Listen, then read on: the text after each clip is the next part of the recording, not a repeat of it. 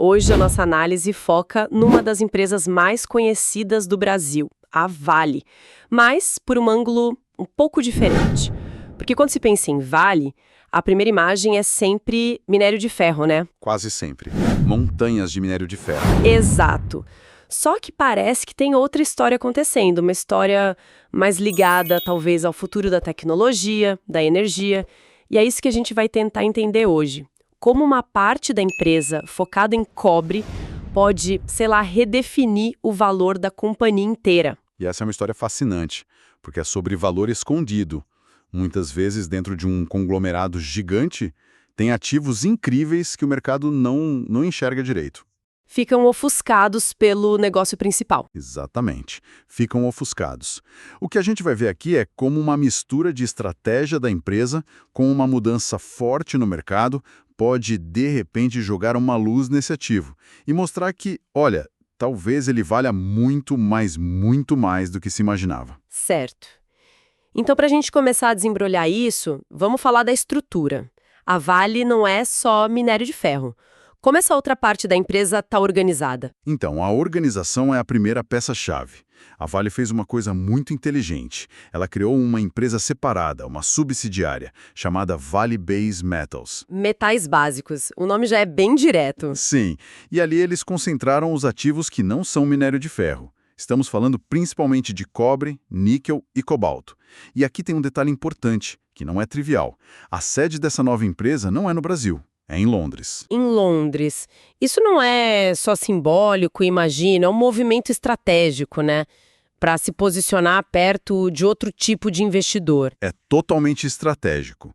Posiciona a empresa no centro de um dos maiores mercados de capitais do mundo, fica mais perto de investidores europeus, americanos, que estão muito mais focados nessa tese. A tese da transição energética, da eletrificação. Exato. E a gente já teve uma prova de que a estratégia funciona.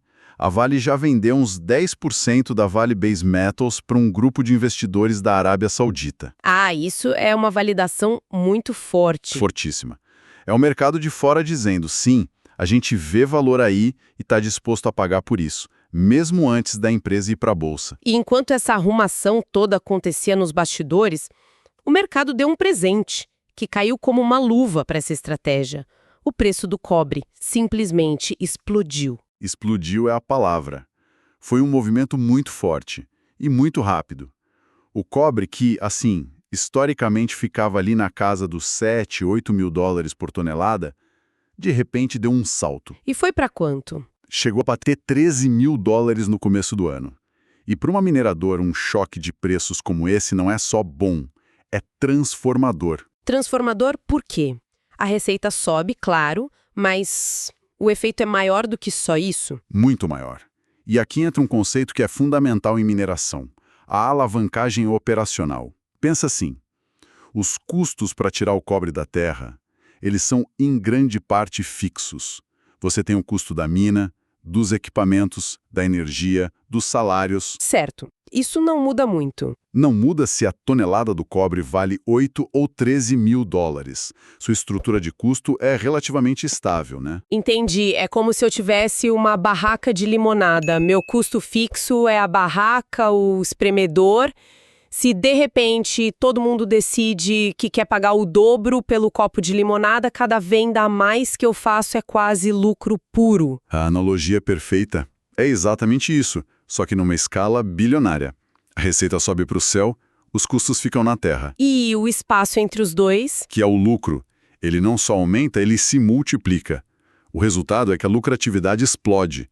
É um efeito bola de neve financeiro. Ok, então com essa lucratividade explodindo, como isso já está aparecendo nos resultados da Vale como um todo? Já dá para sentir o impacto dessa divisão? Já dá para sentir, sim.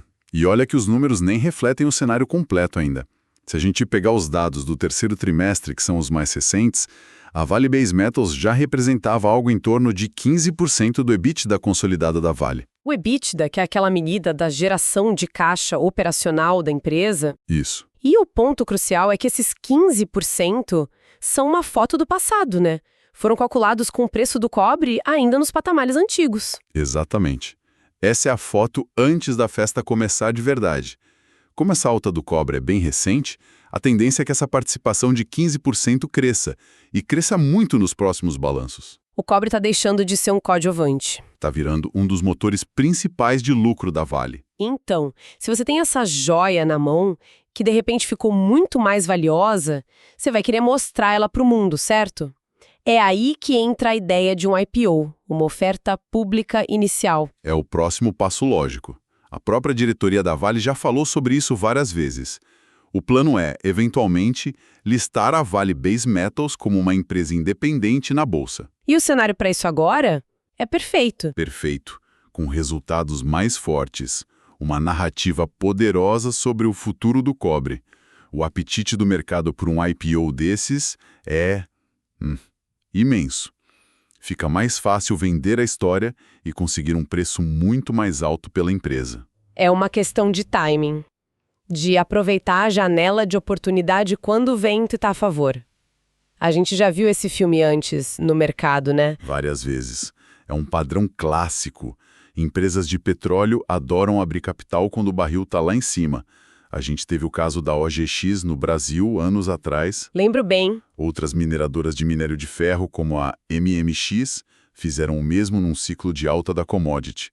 Mais recentemente, a CSN listou a CSN Mineração, também num momento bom de preços. É a lógica de mercado. Totalmente. Você leva o seu produto para a vitrine quando os compradores estão mais ansiosos por ele. Citar OGX e MMX é interessante porque são histórias com finais bem complicadas. O que a Vale pode aprender com isso para que um IPO da Base Metal seja um sucesso sustentável? Excelente ponto. A grande diferença e a lição está na qualidade do ativo. Nesses casos que você citou, muito do valor era baseado em promessas, em exploração. Em coisas que ainda não existiam de fato. Exato. Ativos que ainda não eram produtivos. No caso da Vale Base Metals, não. A gente está falando de minas que já produzem, operações consolidadas, com fluxo de caixa real. O risco não é será que o cobre existe. O risco é qual vai ser o preço dele. A lição é focar no que é real. E a Vale tem um ativo real e muito valioso nas mãos. Ok, vamos para a parte que eu mais gosto, a matemática. Essa ideia de múltiplos de avaliação diferentes parece ser a chave de tudo. Se a gente colocar números nisso, qual o tamanho do valor que estaria preso dentro da Vale hoje? A conta é surpreendentemente direta. O primeiro passo é olhar como o mercado avalia empresas parecidas nos Estados Unidos, no Canadá, mineradoras que só mexem com cobre, que são puras. Negociam por um múltiplo de 8 a 12 vezes o seu EBITDA. Certo. Agora, olha para a Vale. Como o mercado a enxerga principalmente como uma empresa de minério de ferro, que é mais volátil, dependente da China, ela negocia com um desconto enorme. Um múltiplo de só 4,7, 4,8 vezes o EBITDA. Peraí, deixa eu ver se eu entendi.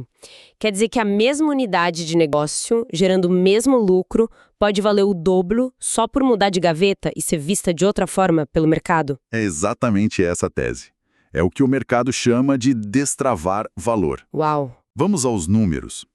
Usando os dados do terceiro trimestre, a Vale Base Metals gerou uns 700 milhões de dólares de EBITDA.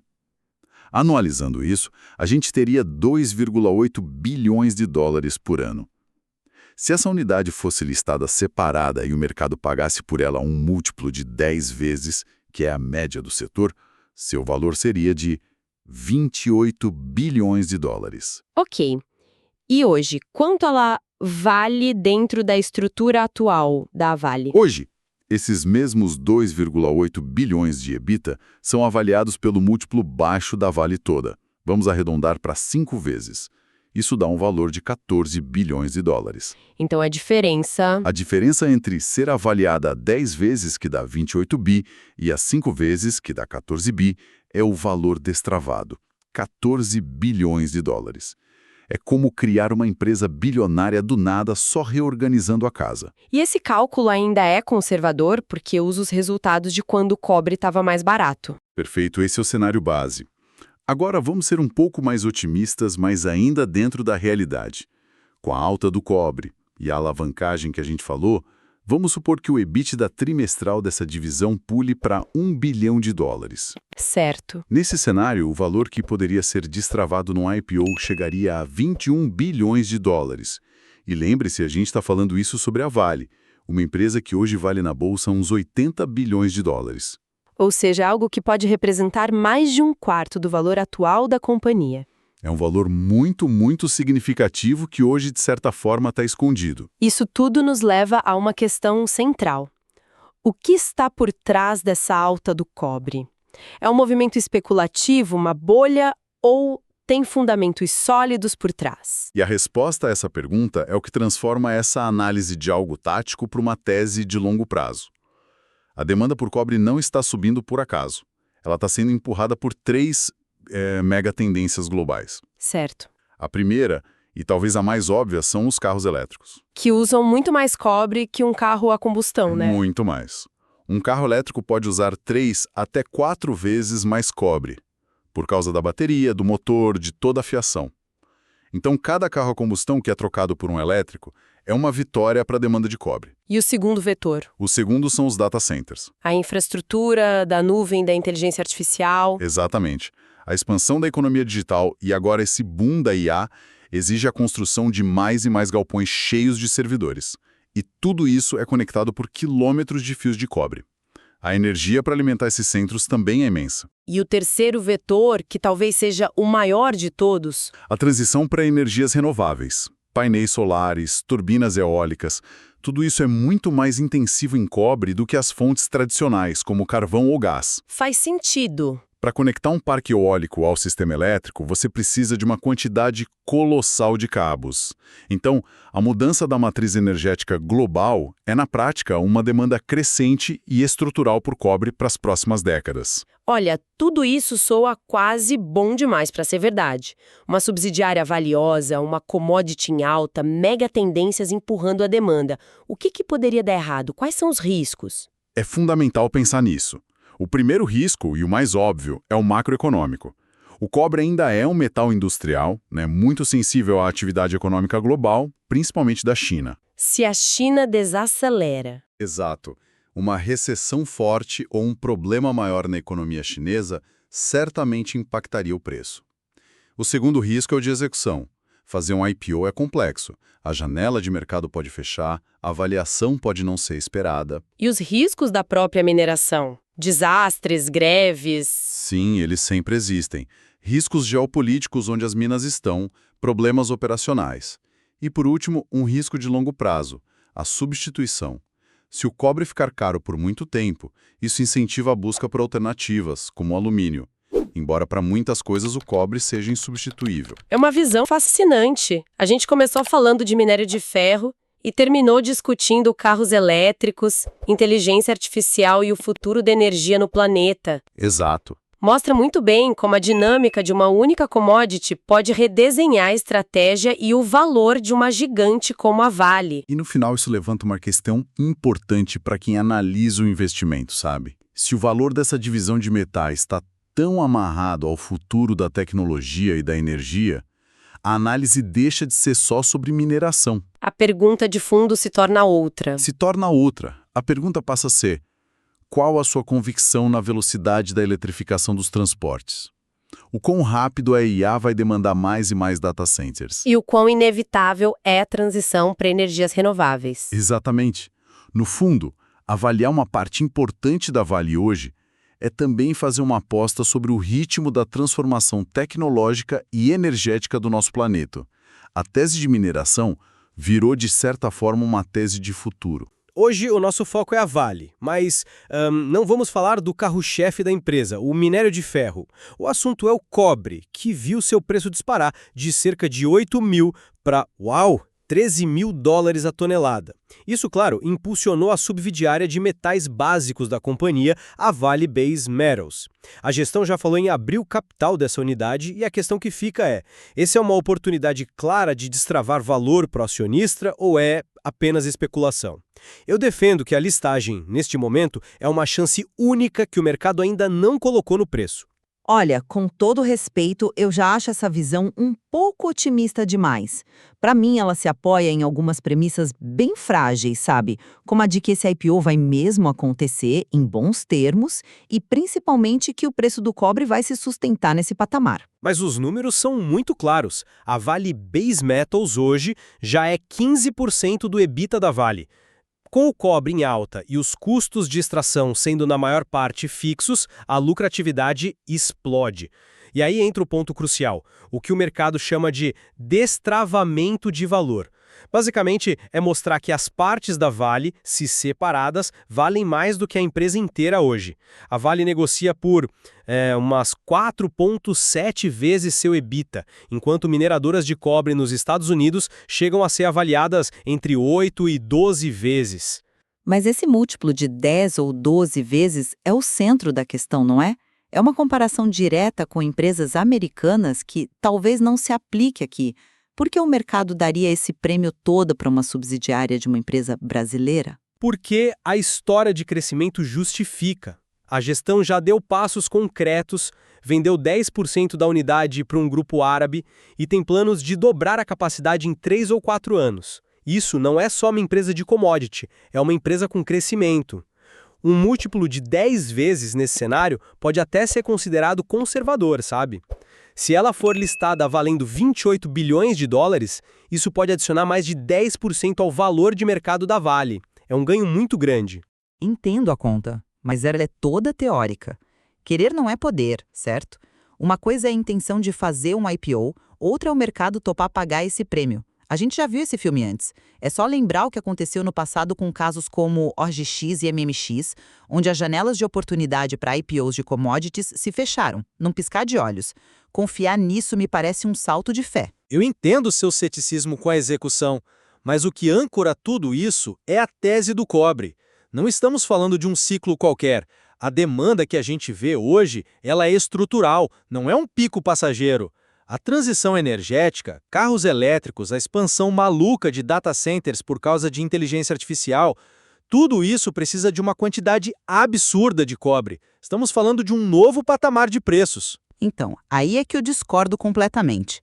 Não dá para ignorar a dinâmica mais básica de oferta e demanda. O melhor remédio para preço alto é preço alto. Quando o cobre está caro assim, um monte de projetos de mineração que antes não valiam a pena saem do papel. A oferta aumenta e, invariavelmente, o preço cai. Basear uma tese de investimento de longo prazo num pico de preço de commodity é uma das estratégias mais arriscadas que existem. Se o cobre voltar para 9 mil dólares, toda essa conversa de destravar valor evapora. Para resumir minha posição, eu acredito que a combinação de uma demanda estrutural fortíssima com a alavancagem operacional da empresa e a intenção clara da gestão de fazer o IPO cria uma oportunidade real de ganho que não está refletida no preço da ação hoje. E eu concluo dizendo que a oportunidade, no papel, é interessante, mas está cercada de Cs. Depende da execução do IPO, depende da validação de uma avaliação otimista pelo mercado e, o mais importante, depende da sustentação de preços de uma commodity, algo que, por definição, é imprevisível. Fica claro que os mesmos fatos sobre o futuro da Vale podem levar a conclusões bem diferentes. Exatamente. E a discussão sobre o que é valor fundamental e o que é especulação em cima do preço de uma commodity continua sendo o ponto central para qualquer investidor. Esse estudo não constitui nenhum serviço de análise ou recomendação. Este é um mercado de renda variável, bolsa de valores, onde o risco é inerente, toda e qualquer decisão é de cada investidor. Um abraço e até a próxima.